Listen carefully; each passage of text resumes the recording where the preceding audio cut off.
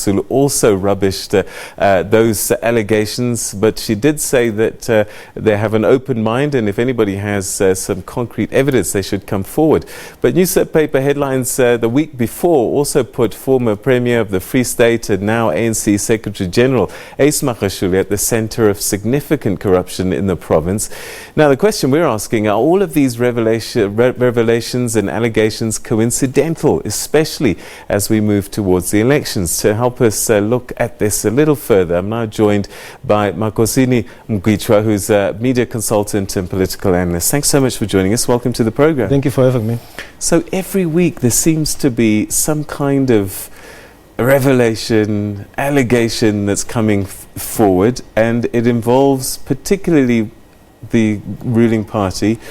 And on the face of it, people are just shocked about the things that they're reading. But could there be a bigger picture that's playing out? Look, when allegations come out just before the elections, I think all of us, the media as well, we need to ask ourselves, why now? If you talk about the gangster state, why is the book released a few weeks before an election? And I would have hoped that the media and some commentators would ask the publishers and ask the author, what is with the timing? Because it seems to want to achieve a certain objective. It could either be to impact the ANC's performance in the election, or, and I think most likely, it is to weaken certain people inside the ANC in the run-up to the election, because it's a foregone conclusion due to the electoral system that we have and the system that we have in this country of running campaigns. The ANC is guaranteed a win regardless of whatever scandal comes. So this could be that people who are being weakened within the ANC are weakened so that they are not able to be influential either in the list processes, who are going to be premiers of the various provinces. And we know that they are looking at 2022, the election within the ANC. So it matters who gets what ministry, it matters who becomes a premier of what province, because then it means that you can be able to sustain the patronage networks that are used. You know, if you, as you can see now in the studio, where you see a stadium full, it's money. It's not. People don't go to the stadium for a message. They go to the stadium for money. To fill a stadium like that, you could be looking at 10 million rand. So you need to have your hands in the state resources. Makhosini, the way you're talking, you're almost suggesting these newspapers, these exposés, are working directly for or inadvertently being used by people inside the party in a civil war. Look, this is where I'm not a fan of the Sunday Times in particular. But you see, I think where they really make life difficult for themselves. Maybe let me take a step back. In the United States in 1974, there was a series of stories that were leaked to a newspaper which led to the only president of the United States resigning. Watergate scandal. Yes, Watergate. The journalist there, Carl Benson and the other one, said, we have someone who is giving us this information from inside the Republican Party. So they're declaring that, they're open about it. But in South Africa, a newspaper will say, we conducted an investigation. And when they do that, they own the story. They own the intentions of the story.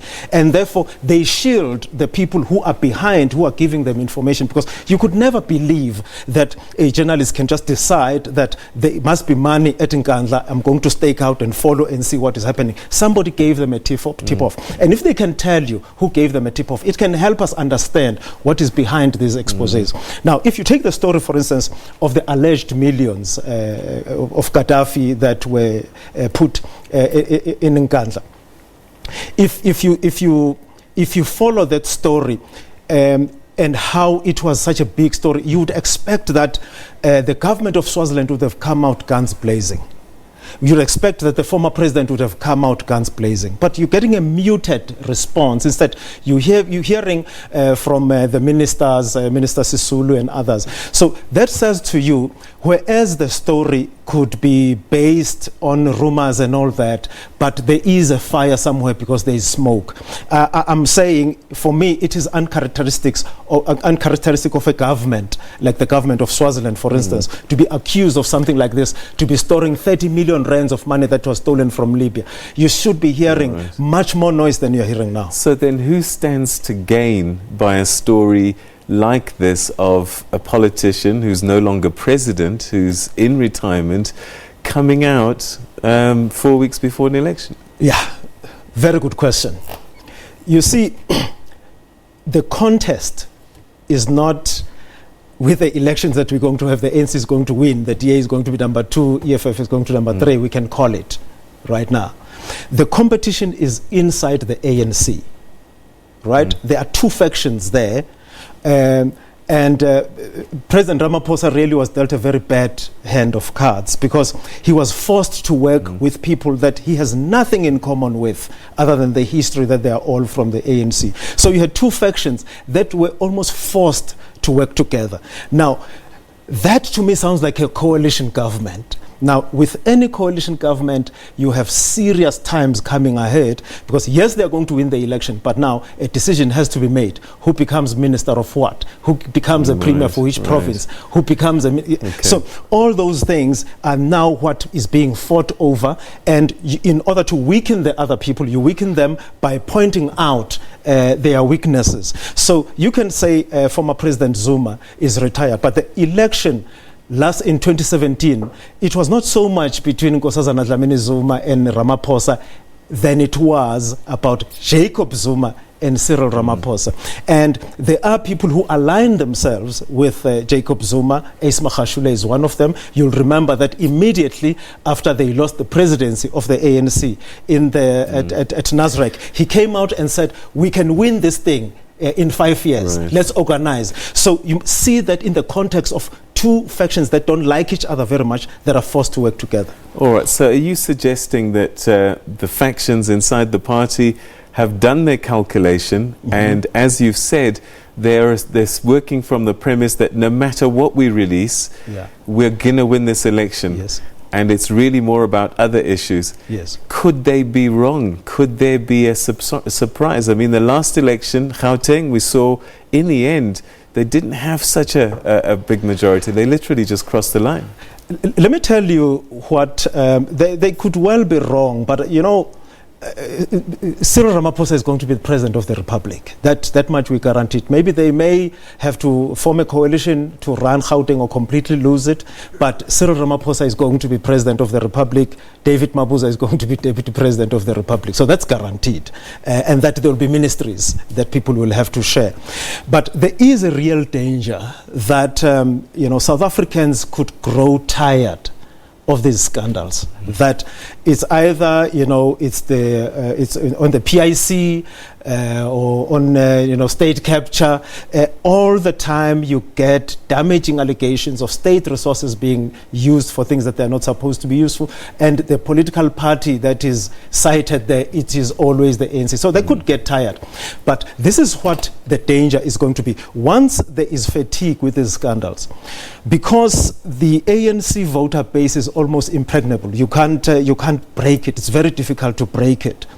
Those people who usually vote for the ANC may decide not to vote because there's nothing that drives them to vote. Because really in this election, people are going to be voting holding their noses because there's nowhere where they see brightness. They see problems everywhere. EFF, there are problems of its own.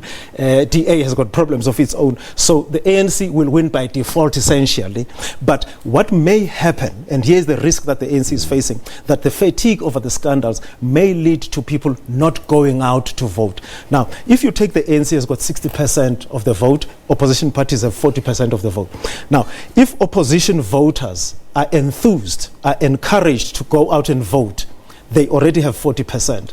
If the 60% of the ANC, half of them decide not to go, how much does the ANC get? It gets 30%. It loses the election. And the other parties only need another 10 and they're over the line. Yes. All right, so perhaps as we start to close up, are we saying that we should expect more revelations, more allegations, as we get closer and closer to the elections? Look, the other faction, the president's faction, was hit, for instance, with this story of Andile Ramaphosa and Bosasa.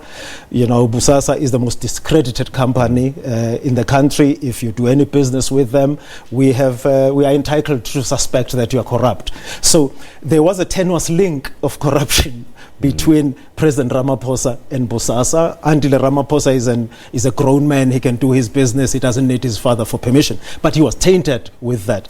But I think the other faction is taking more blows. The book on Gangster State, and the revelations that keep coming out of the State Capture Commission, that tends to undermine Ace Magashule's faction. Okay. All right, okay, so trending on Twitter for days. This is what will happen for quite some time. Makhosini Mgitwya, it was a pleasure talking to you. Thanks so much for joining us. Thank you for having me. All right.